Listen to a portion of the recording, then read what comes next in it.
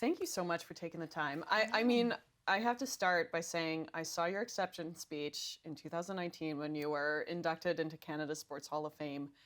And it was the greatest acceptance speech I've ever seen. And I'm saying that so genuinely. Like Oscar speeches, Emmys, Grammys, I don't care. It just spoke to so many people. And every Olympian in the building was like, oh, like we're gonna worship at the altar of Waneek.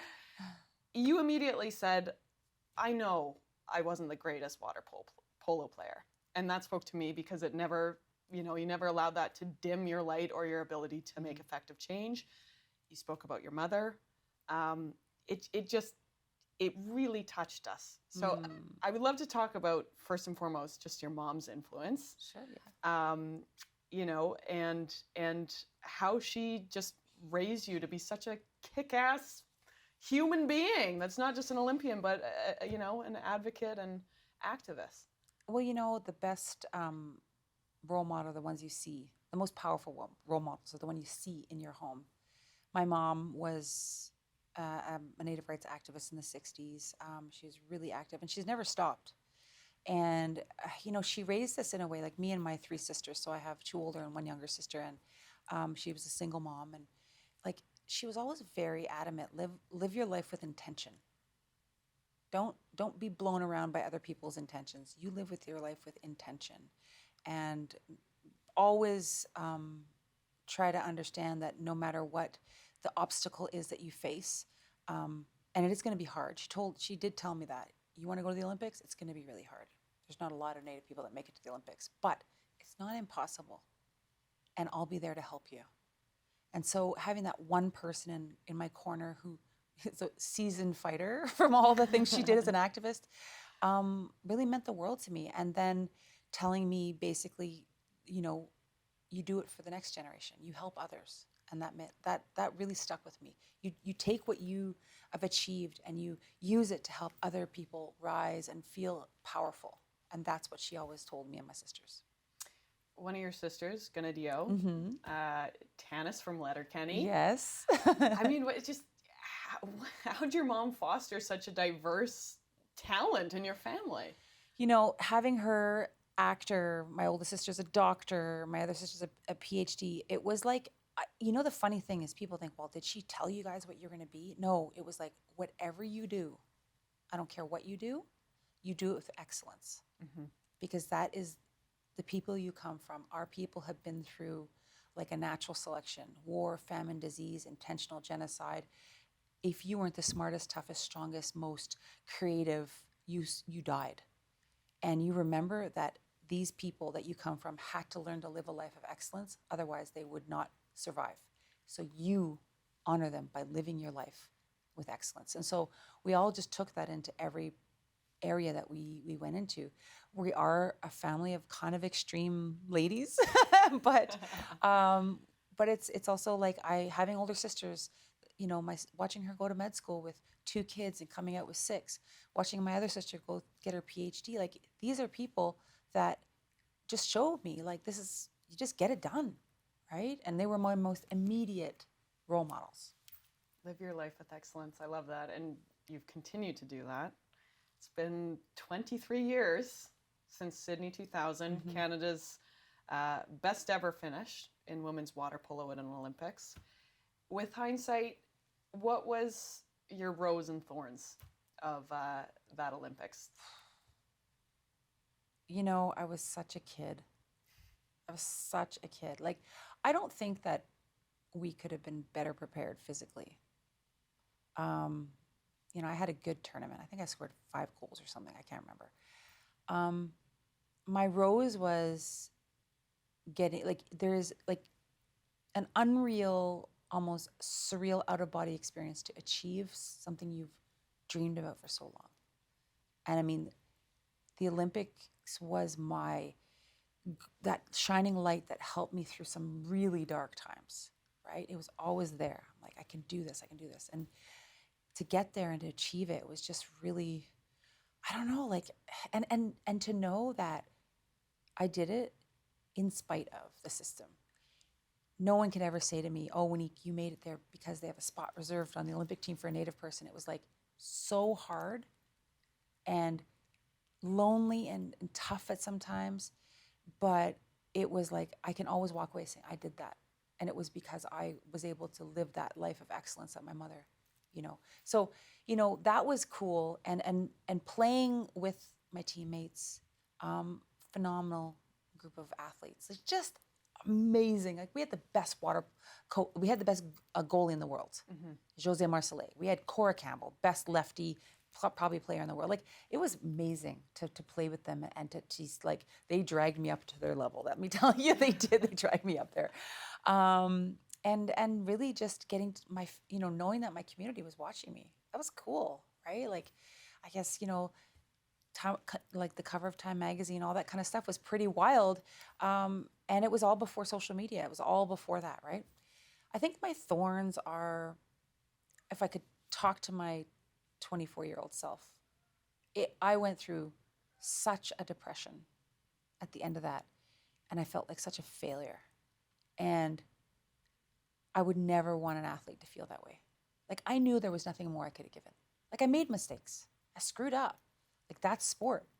I was pretty young, and like to feel like the whole thing was a failure is how I felt for a very long time. And I would shake her and say, "No, you won. You were a success." And it's only been over the last 23 years that I really have been able to kind of understand what that 10-year journey was from the Oka crisis to the Olympics, and then being able to just achieve that was very hard. But it just maturity and wisdom has given me that. And now that I'm a mother of 3 and I'm a coach, I would never want any athlete to walk away from their Olympics feeling like they failed. Was that just simply because you weren't on the podium, or? Yeah. And I mean, I do feel that like in a lot of ways, we didn't have the mental support back then. Our federation wasn't there for us. They just like, it was awful. And I felt so lost. It was really hard. And I don't think that's how any athlete should feel, especially someone who makes the Olympics. It's like it's just, how it is. It's so hard to get there. Yeah. And then to feel for years after that I was a failure. You're speaking my language. I think we've got a lot of lived experience, Exactly. at least on the Olympic stage together. In your speech, you said, at the best of times, I was different. And at the worst of times, I was a problem. With hindsight, do you have regrets, or was being a problem, actually for a greater good? I still would have fought the fights I fought, but I would have tried to do them differently. But I didn't know how to fight the fights back then with more peaceful way of doing it. Mm-hmm. I didn't know how back then. I just knew that there was a problem, people were being abused, and I just couldn't let it go. I don't regret that, but I do regret that there was no reconciliation, that it was like in a lot of ways that battle was like many years before the, Me Too movement, the safe sport movement and all that kind of stuff. But I couldn't have not fought it, because it was like, if I go into another Olympics and I do nothing and I've seen all this happen, some of it's happened to me. Yeah. Who am I? And that strong sense of what type of human being I am is more important than another Olympics. And I think that has like really built on a lot of things I've done in my life and some of the stances I've taken in my life. We're speaking specifically about Water Polo Canada, but I mean, so many NSOs have struggles, and you have been so vocal on calling for inquiries, into safe sport, into abuse. There have been a few inquiries, and as an athlete, sometimes I get frustrated because I go, we already know this. Like, we know this, and people have been saying it, to your point, for 23 years, Mm-hmm. And before that even. So what would you like to see in an inquiry to give it a little bit more clout? Because I've heard a lot of talking and not too much action. Well, like anything, it's got to be tied to their funding. You got to hit them where it hurts. And that's the thing, we have to start also looking at like the abuse in sport and how it might be tied to things like Own the Podium, right? What are the impacts of Own the Podium and how it's changed the culture of sport to be something that is all results-based rather than are we producing good and well-rounded and happy human beings, right? I do believe that, there needs to also be a different way we look at athletes in our country. We still look at them as like part-time students, right? They are our biggest ambassadors around the world. They're public servants, right? And yet you will sometimes get, like my husband fought 4 Olympics. How many, 16 to 20 years of competing where he did not like make money or contribute to his working life career. Well, if you want our athletes to do that, then they should be treated in a way that they are at least contributing to maybe to a pension and all that kind of stuff. Like we have to look at it differently. And what is acceptable in our sports would never be acceptable in many other not in school. Not in school, not in the government, not in corporate world. Why is it acceptable in our sport? That is the first question to an inquiry. Why? And what is it causing this behavior to be acceptable? And I think that's the problem. But there needs to be teeth, and there needs to be consequences, and it needs to be tied to funding. What's the biggest lesson or piece of wisdom that you actively share to athletes right now? Never let anybody else define whether or not you're a success. Don't give them that control over you. But also be extraordinarily honest with yourself. You need to, if you want to walk away from whatever you're doing and be at peace with yourself, and that comes from our Mohawk understanding of what we strive to do is the great peace. If you want to walk away peaceful, then you have to know that you have done everything possible to be a success or the type of success you want to be in your sport, and then you can walk away and go, I'm a success, and then move on to the next thing. But I think that it's hard to be that honest with yourself, but it's also empowering to hold the cards of your well-being in your hands. So your mom, your coach, how do you bring that, philosophy and lesson into how you interact with kids and athletes? I'm at the point like where my kids are playing, my daughter has it a little bit rough. Like she's got 2 Olympic parents, right? She plays water polo. Yeah. She feels a little bit of pressure, right? But I tell her, I'm like, this is not the time for you to feel stress. This is have a good time. Remember, you play a game. Like I'm cultivating, yes, push yourself hard and whatever, but remember, have fun. And I tell parents, make sure they're having fun. I'm really lucky to coach with a club that really focuses on the fun side of sport. They want to do well, but they're not only about results. And I really purposely strove to find that for my kids, because I think it's there's going to be a time in their life, right, when it isn't so much fun and it's a lot of work, and you have to kind of go back on your bank of years when it was a ball, right? Yeah. When it was like the thing you love to do. So I really try to strive for that. And when I play, I get in, I play games and exhibition games, and I'm like, talk to them. I'm like, you know what? I got to play a game with my daughter who's 12, which was amazing. And I'm just like, this is why I do this. This is, I'm here to share with you my knowledge and to share with you my love of this game. And I'm 47, and you can still be doing it when you're my age. And so I really try to transmit that rather than the stress side of it. Because if they choose to go that direction, they will get enough of that. Yeah. That sounds like you're speaking from experience, though. Was there a few years where it was just more stress than... Oh, yeah. The leading up to the Olympics. It was exciting, but extraordinarily stressful, right? And when people ask me when was the best years, I'm like, university. I loved playing university water polo. So the people I played with, amazing human beings. But I can't say it was always fun on the Olympic team and the national team. We had our moments that were great, but you really are playing a different game almost when you're trying to make the Olympics or trying to medal at the Olympics. You know who told me that was Claire Hughes, to be honest. And I was really struggling before Sochi, and I was coming out of a deep depression and just not knowing who I was and not enjoying a second of anything. And she said, honey, please just remember that when you're skating tomorrow, that you're playing a sport that you love, and just take a moment. Yeah. And even just celebrate the fact that you can move your body this way, because what a privilege. And it actually was one of the most impactful things that anyone has ever told me in my entire life, because I took a second during one of the most stressful days of my entire life to just appreciate it. To look around and be like, I can't believe I'm right here, right now. That is what I would tell my younger self. I didn't take enough time to like just go, wow, this is so fun. Yeah. And I'm playing my sport I'm in such great shape, and I'm like at this level, and I'm like at world championships, and I'm like playing really well, and all these things that I should be celebrating. Like now that I'm 47, I get in and I play, and I'm like, oh my God, I'm gonna drown. And my mind's like, no, why don't you go do that? I'm like, I can't. My body can't follow anymore, right?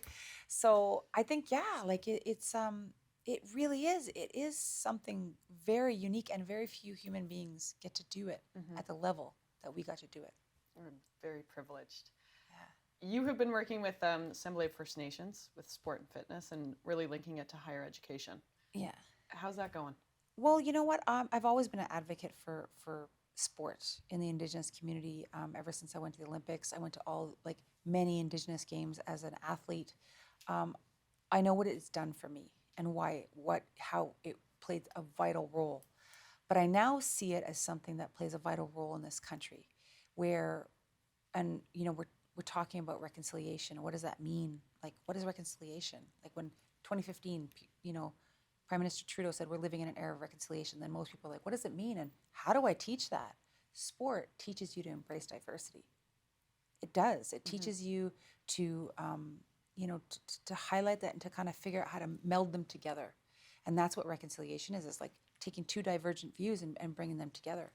And so my work with, the Assembly First Nations and many, Indigenous communities across the country is to try to make sport a priority in their communities. And it's working. There are many leaders out there that are becoming, getting wellness centers built and gyms built. And, they're setting the examples themselves by being super fit chiefs. And I'm like, oh, that's awesome.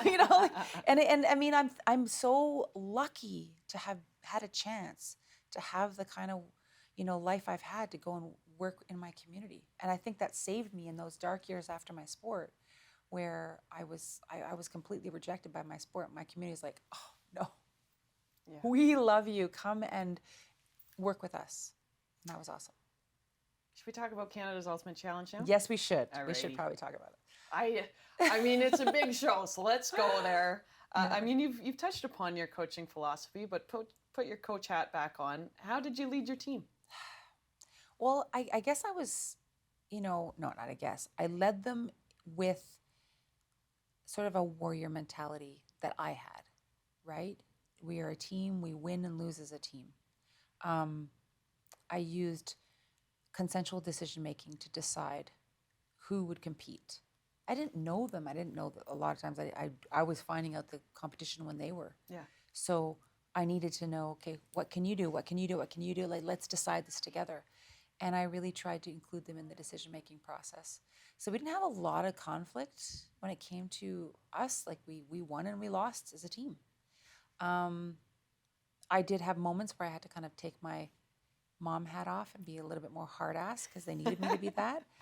But it was done in a way which is a sort of a new emergent sort of version of myself, which I found came out during the show, is like to be hard and strong, but to be nurturing at the same time. That's very different. What was it like to just be reality TV? I mean, I guess that's a bit of a weak question, but it's got to be weird a little bit. It is so weird. It is so weird, like nerve-wracking and exhausting and stressful and fun. And it was like, I mean, I got to be treated like pampered a little bit. I never get that. I'm always making something for somebody else or whatever. But it was such a great experience. It changed my life for the better. I think the whole thing was awesome. Right from, the athletes to all of the, people who worked on the production side, how amazing they were, how invested they were. The cameramen, the sound people, everybody. I would bawling my eyes out, giving an interview, and I'm like, oh, I'm sorry. And they're like, no, we get it. We just saw what happened, it's just like, it was pretty crazy. Yeah. I mean, it's a very public-facing thing. You're going to be on television, certainly pretty consistently here for the next few months.